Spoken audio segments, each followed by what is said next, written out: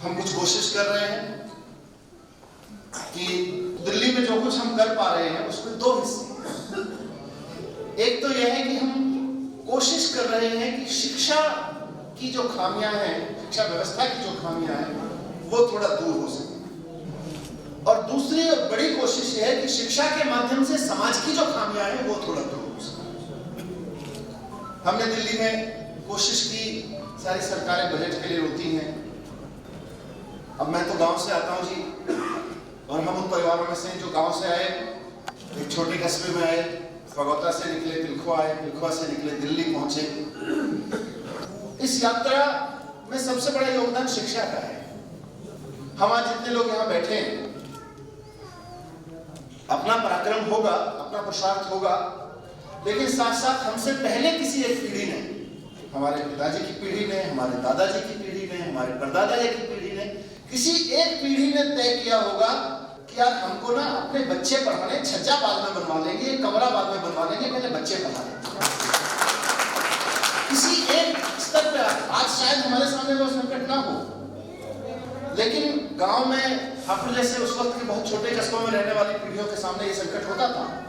और ये संकट के समय बहुत क्रूशियल डिसीजन किसी एक पीढ़ी ने निर्णय लिया होगा, हमसे पहले की 1, 2, 3 पीढ़ी ने, कि साहब ऐसा करते हैं, घर में कमरा भी बनवाना है, या शायद साइकिल भी खरीदनी है, या शायद एक पशु खरीदना है, या शायद पड़ोसी का खेत खरीदना है, बाद में खरीद लेंगे, पहले अपने बच्चों को पढ़ा देते हैं। ये किसी एक ने निर्णय लिया होगा। और अपने परिवार में चर्चा करके देख लीजिए, उस निर्णय की बदौलत आज हम कहां हैं। आज हम जहां बैठे हैं, 1, 2, 3 पीढ़ी पहले लिए गए उस निर्णय की बदौलत बैठे हैं। संयोग से हमारे राष्ट्र के परिवार ने वो निर्णय लिया। हम कहते तो रहे कि हमें अपने बजट का जीडीपी का 6% एजुकेशन पे खर्च करना चाहिए, जीडीपी का 6% एजुकेशन पे खर्च करना चाहिए, लेकिन कहते ही नहीं, किया नहीं। राष्ट्र में एक परिवार है, सरकार उसमें परिवार में डिसीजन मेकर की भूमिका निभाती है। मैं एक पत्रकार के रूप में हमेशा इस बात पे अपने आप से सवाल पूछता रहा है, हमारे देश में एजुकेशन पे खर्च क्यों नहीं करते हैं, एजुकेशन पे खर्च क्यों नहीं करते हैं। तो जब हमें अरविंद केजरीवाल जी को मौका मिला, अरविंद केजरीवाल जी से मैंने कहा कि मुझे उन्होंने वित्त मंत्री भी बनाया और शिक्षा मंत्री भी, तो मैंने उनसे कहा कि आपका निर्देश क्या है, आपका मार्गदर्शन क्या है वित्त मंत्री के लिए, पहली बार बजट बना रहा हूं। तो उन्होंने एक बड़ी खूबसूरत लाइन कही जो आज भी मेरे कानों में इको करती है। उन्होंने कहा मनीष, बाकी सब ठीक है, करते रहो जो करना है, पुराना कैसे चल रहा है, आगे का कैसे चल रहा है। एक लाइन कही उन्होंने, और वो शायद पिछले 5-6 साल में जो काम हुआ है दिल्ली में शिक्षा में, उसका ब्रह्म वाक्य है कि अगर पुल बनाने में और स्कूल बनाने में किसी एक को चुनना हो तो स्कूल बनवा देना, बच्चे पढ़ लिख जाएंगे तो पुल अपने आप बना देना। ये है अरविंद केजरीवाल। और उस पर चलते हुए पिछले 6 साल से दिल्ली में एजुकेशन का बजट हम 25% रखते आ रहे हैं। हमने भी खर्चे काटे, जैसे मैंने कहा ना, किसी परिवार ने आज हो सकता है हम ना काट रहे हो अपने बच्चे पढ़ाने को, पर हमसे 3 पीढ़ी पहले किसी परिवार ने काटे होंगे, इसलिए हम आज इस स्थिति में बैठे हैं कि हम अपने बच्चों को आराम से पढ़ा पा रहे हैं। तो आज हमने तय किया कि कुछ खर्चे काट लेते हैं, लेकिन उसको काट के पहले शिक्षा पे खर्च करते हैं। और उसकी बदौलत स्कूल बनवाए, स्कूल बिल्डिंग अच्छी की, क्योंकि आज दिल्ली में किसी मोहल्ले से निकला हुआ एक बच्चा तो जाता है बहुत शानदार प्राइवेट स्कूल में जिसकी बिल्डिंग 5 स्टार जैसी दिखती है। जानता हूं बिल्डिंग से पढ़ाई नहीं होती है, लेकिन बिल्डिंग आत्मविश्वास लाने का काम करती है, अध्यापक में भी और बच्चे में भी। और दूसरा बच्चा जाता है पड़ोसी का उस स्कूल में जहाँ होती धोती बिल्डिंग में जाले लगे हुए, धूल उड़ रही है। तो हमने कहा नहीं, गरीब से गरीब आदमी के परिवार के बच्चे को भी बिल्डिंग अच्छी मिलनी चाहिए पढ़ने के लिए, अच्छी शानदार व्यवस्था होनी चाहिए। और आप सोच के देखिए, देश की राजधानी में, बाकी तो मैं टिप्पणी नहीं करूंगा, देश की राजधानी में 5 साल 6 साल पहले स्थिति ये थी, हम कहने को तो कहते थे भाई टीचर्स आए, महिलाएं भी आए।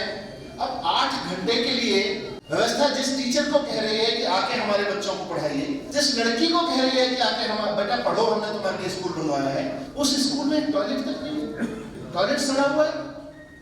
8 घंटे में उस महिला को कैसे कह सकता हूँ कि मेरे स्कूल में आके पढ़ा दो? 8 घंटे में उस लड़की को कैसे कह सकता हूँ बेटा पढ़ने के लिए आ जाओ, मैंने स्कूल बनवा रखा है तुम्हारे लिए? एक टॉयलेट तक नहीं, पीने का पानी तक नहीं, गंद मचा हुआ। धीरे धीरे धीरे करके उस तरफ ठीक किया। हमने शिक्षकों से बात की और एक चीज की हमारे यहाँ शिक्षा सुधार की कई बार बात हुई देश में, मैं तो पत्रकार हूँ, चीजों को समीक्षा करके देखता हूँ, लेकिन जब जब शिक्षा सुधार की बात हुई तब तक शिक्षकों में कमी निकाल के बात हुई, तुम शिक्षकों तुम्हारे अंदर ये कमी है, तुम ये ठीक कर लो। हमने कहा मैं पूरे शिक्षकों में भरोसा करता हूँ, हम अपनी सरकार की कमी ठीक करेंगे। हमने सरकार की कमियां ठीक करने की कोशिश की, शिक्षकों को सम्मान दिया। जो पहले विदेश की ट्रेनिंग और सबके लिए IAS अधिकारी और मंत्री जाया करते थे, आज हमारे सैकड़ों हजारों शिक्षक जाके Finland, America, Singapore, Russia, Germany सब देशों में जाके ट्रेनिंग ले रहे हैं।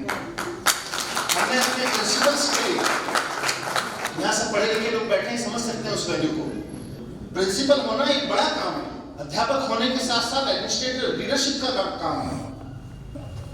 हमने अपने प्रिंसिपल्स के लिए IIM के साथ मिलकर स्पेशल ट्रेनिंग कराई कि साथ स्कूल लीडरशिप की ट्रेनिंग इनके लिए अलग से डिजाइन करो, गवर्नमेंट स्कूल का लीडर कैसा होना चाहिए, स्कूल लीडर कैसा होना चाहिए। तो वहां से निकला एक कारवां, धीरे धीरे चला। जिन स्कूलों का रिजल्ट पहले 80% का मुश्किल आता था, आज वो 98% लेके आ रहे हैं। जो स्कूल हमेशा प्राइवेट स्कूलों से पीछे माने जाते थे, आज दिल्ली के सरकारी स्कूल वो लगातार पिछले 4 साल से प्राइवेट स्कूलों से आगे रिजल्ट लेके आ रहे हैं। हमारे यहाँ कोई भी बच्चा, हम जानते हैं, थोड़ी सी मेहनत करता है तो दिल्ली में उसको भेजते हैं कोचिंग के लिए, कोटा भेजते हैं। यकीन मानिए दिल्ली में इस साल, पिछले साल जो रिजल्ट आया है, कई स्कूल ऐसे हैं जहां की 80 लड़कियों में से, 80 लड़कों में से 25, 30, 35 तक ने नीट का एग्जाम पास किया बिना कोचिंग। एक गवर्नमेंट स्कूल ऐसा है दिल्ली का भी हमारा, जिससे इस साल 5 बच्चे निकल के IIT गए। उसके अलावा बाकी इंजीनियरिंग कॉलेज में अलग है। मैं इसलिए रख रहा हूं क्योंकि पीढ़ी खड़ी करनी पड़ेगी, 4-5 साल बोलना पड़ेगा। राजनीति में इत्तेफाक से तुरंत सबको कैश क्रॉप चाहिए। आज मैंने कोई योजना बनाई, कल मेरी वाहवाही हो जाए, परसों मुझे वोट मिल जाए। इसीलिए राजनीति में कभी शिक्षा को महत्व नहीं दिया गया। लेकिन केजरीवाल जी, आदरणीय रामनिवास गोयल जी के मार्गदर्शन में हमने उसको प्रयोग के रूप में किया कि नहीं यार, वोट मिले ना मिले बाद में देखेंगे, पहले कड़ा दिल करके थोड़ी स्कीम को कट करके लगाते हैं, एजुकेशन में पैसा लगाते हैं। आज रिजल्ट निकल रहा है सर, आज रिजल्ट निकल रहा है। मुझे नहीं पता हमारे देश में कितने बच्चे ओलंपियाड शब्द का मतलब समझते होंगे। नॉर्मल बात करो तो लोगों को लगता है ओलंपिक्स का गेम में भाग लेने के लिए बात हो रही होगी, लेकिन आज दिल्ली के सरकारी स्कूलों के बच्चे मॉस्को में फिजिक्स और केमिस्ट्री और मैथमेटिक्स के ओलंपियाड में मेडल जीत के ला रहे हैं, तिरंगा लहरा के आ रहे हैं। तो ये कुछ करने की कोशिश की है, लेकिन मैं फिर से कह रहा हूँ, बिल्डिंग बनाने से पढ़ाई नहीं होती है, सिर्फ टीचर्स को विदेश भेज देने से या अपने बच्चों को अच्छे पासिंग मार्क्स ला देने से पढ़ाई नहीं होती है। देश खड़ा नहीं होता है, समाज खड़ा नहीं होता है। इसके लिए 3 छोटे-छोटे इंटरवेंशन हमने किए हैं, और मैं इसलिए कह रहा हूँ यहाँ पे इसका जिक्र, क्योंकि यहाँ बहुत प्रबुद्ध लोग बैठे हैं समाज के, इसकी चर्चा समाज में होना जरूरी है। बिल्डिंग बने ना बने, पेड़ के नीचे भी बैठ के पढ़ सकते हैं। टीचर विदेश जाए ना जाए, अगर उसका और छात्र का संपर्क बन गया तो यहीं बैठ के पढ़ सकते हैं, कोई झंझट नहीं है उन चीजों में। असली चीज जो कोर ऑफ एजुकेशन है, उसमें 2-3 इंटरवेंशन किए हैं हमने, और मैं चाहता हूं वो यहाँ समाज में स्टे करें, समाज के बीच चर्चा का विषय बने। कल चर्चा का विषय बनेगी तो परसों राजनीतिक डिमांड बन के खड़ी होगी। वो ये कि एक तो हमने दिल्ली के स्कूलों में हैप्पीनेस करिकुलम शुरू किया है। हैप्पीनेस करिकुलम हमारी भारत की पुरानी परंपरा रही है। हम 16 लाख बच्चों को रोजाना 5 मिनट बैठ के, हमारे स्कूलों में रोजाना एक पीरियड पहला हैप्पीनेस क्लास का होता है, और उसमें 5 मिनट क्लासरूम के अंदर बैठ के, वहां प्रेयर वाला मेडिटेशन नहीं, क्लासरूम के अंदर बैठ के टीचर और बच्चे 5 मिनट मेडिटेशन से अपने स्कूल की शुरुआत करते हैं। और उसके बाद कुछ हैप्पीनेस भारतीय चर्चाएं, भारतीय जो चिंतन रहा है उस पर आधारित कुछ चर्चाएं, कुछ एक्टिविटीज वैसी होती हैं जिससे बच्चों के अंदर कॉन्फिडेंस आ रहा है, जिससे बच्चों के अंदर रिस्पेक्ट आ रही है। उस हैप्पीनेस क्लास की एक मैं बताता हूँ आपको। मैं पूछता रहता हूँ बच्चों से, साहब ये हैप्पीनेस क्लास बंद कर दें क्या? बेकार की चीज हो गई, आप तो मैथ पढ़ने आए थे, आप तो साइंटिस्ट बनोगे, हैप्पीनेस बंद कर दें क्या? तो बच्चे कहते हैं नहीं जी बंद मत करना। तो मैंने पूछा भाई फायदा बताओ मुझे।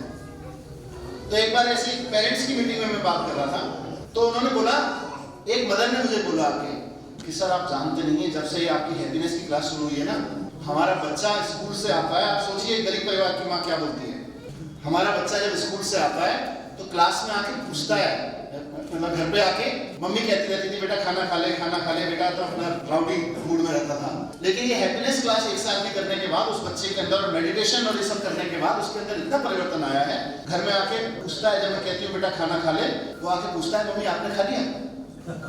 और सिर्फ पूछता नहीं है, गरीब परिवार के लिए देखिए कितनी बड़ी चीज है, परिवर्तन है उसके परिवार के रिश्तों में। वो जाके अंदर जाके किचन में चेक करता है कि मम्मी प्यार में तो नहीं कह रही खा लिया, बचा हुआ है कि नहीं मम्मी के लिए।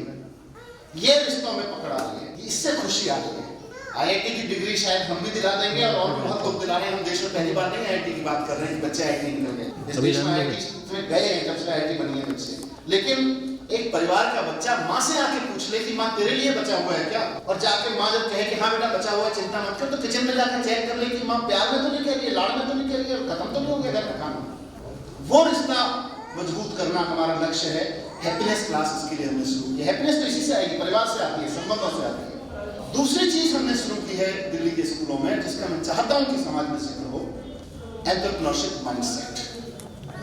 हमारे देश की सबसे बड़ी प्रॉब्लम यह है साहब कि हम अपने स्कूल और कॉलेजेस में केवल और केवल जॉब सीकर्स पैदा कर रहे हैं। हम केवल और केवल अच्छे IIT में भेज दें बच्चे, IIM में भेज दें, जॉब सीकर्स पैदा कर रहे हैं।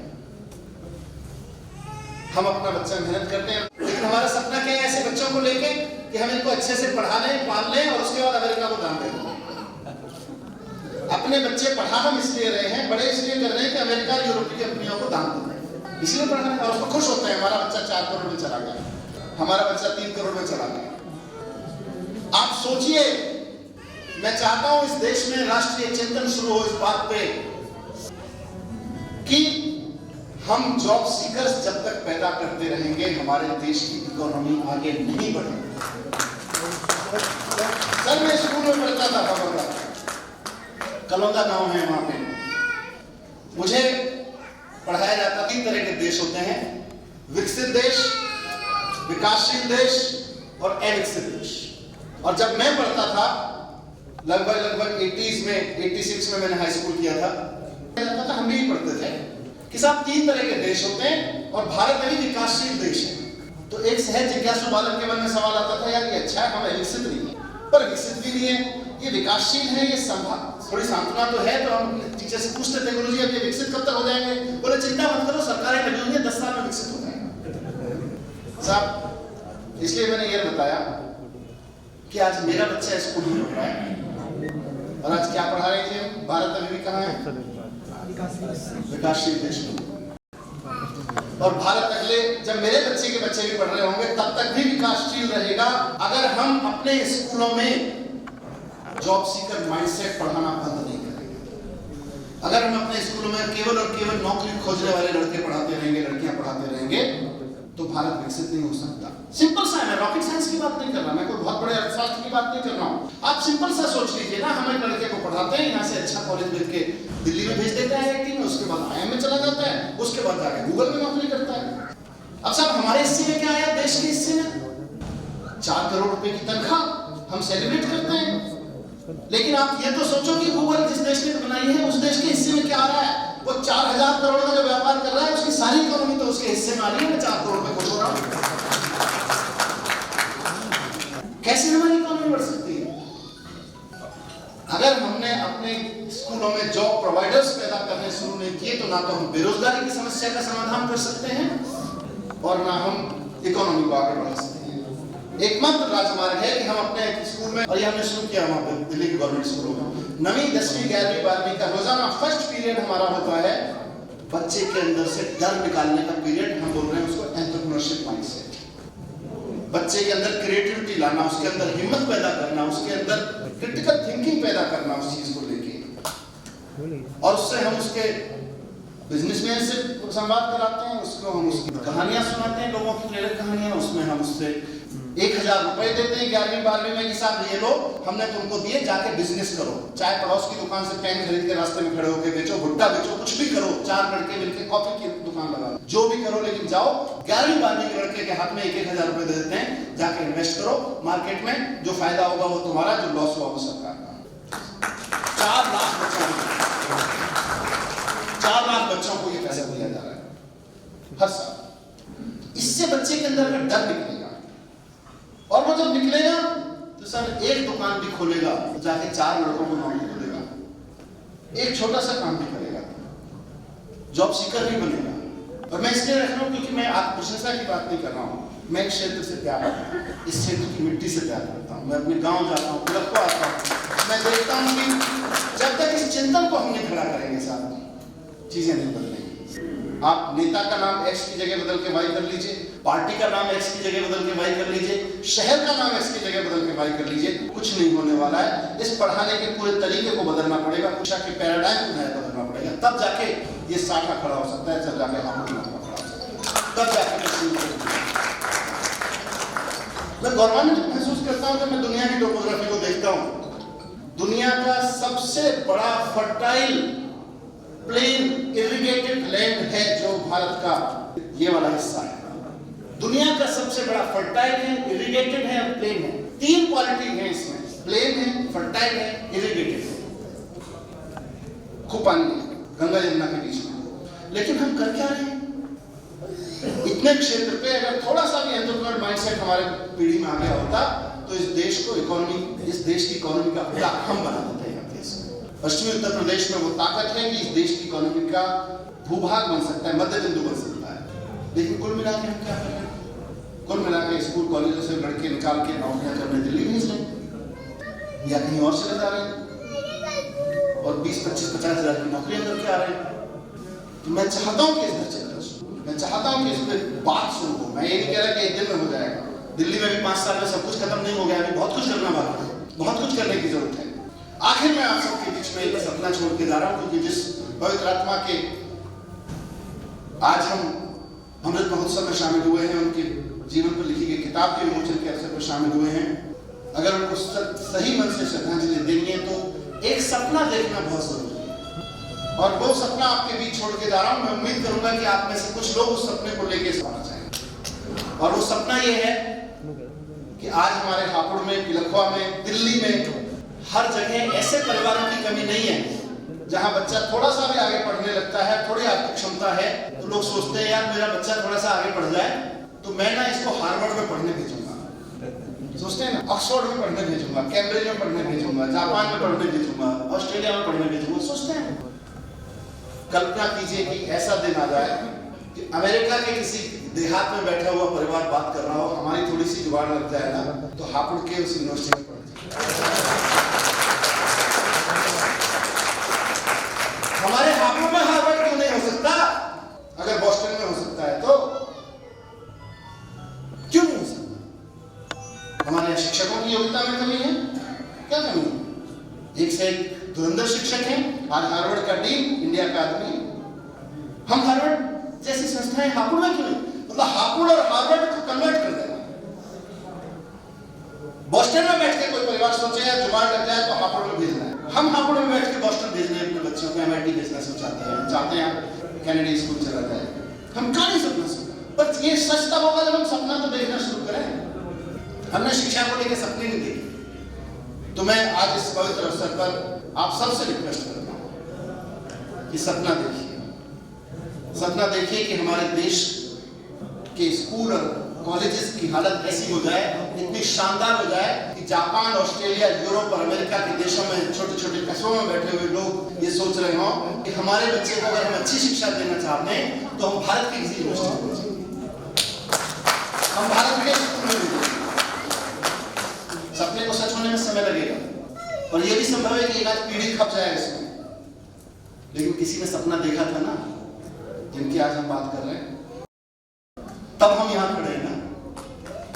गांधी जी ने कोई सपना देखा था ना, नेहरू जी ने, नेताजी ने कोई सपना देखा था ना, तब खड़े हैं। उस पीढ़ी ने सपना देखा था, आज हम आजाद भारत में खड़े हैं। आज की पीढ़ी अगर सपना देखते हैं कि शिक्षित भारत, समर्थ भारत खड़ा करना है तो ये जरूरी नहीं है कि हम बैठे हों और हमारी अगली पीढ़ी बच्चों की जो कॉल खड़ी है ये जरूर उस भारत में बैठी होगी, इसी हॉल में बैठी होगी आज से 50 साल बाद। तो इनके लिए आइए मिलके एक समर्थ राष्ट्र खड़ा करें। और मेरा अपना यकीन है, इस मिट्टी से निकला हूं, शिक्षक का बेटा हूं, कि शिक्षा के अलावा कोई राजमार्ग नहीं है। और एक महान शिक्षाविद को इससे बड़ी श्रद्धांजलि कुछ नहीं हो सकती कि हम अपने राष्ट्र के चेतना में, अपने समाज की चेतना में, अपने परिवार में, नुक्कड़ में, हापुड़ के उस चौराहे पे जिसपे देश भर दुनिया की राजनीति की चर्चा होती है, इस पर शिक्षा की चर्चा शुरू हो जाए। हम सब कर सकते हैं। बहुत बहुत धन्यवाद आपको, सम्मान के साथ और ध्यान से मेरी बातों को सुना, बहुत बहुत धन्यवाद।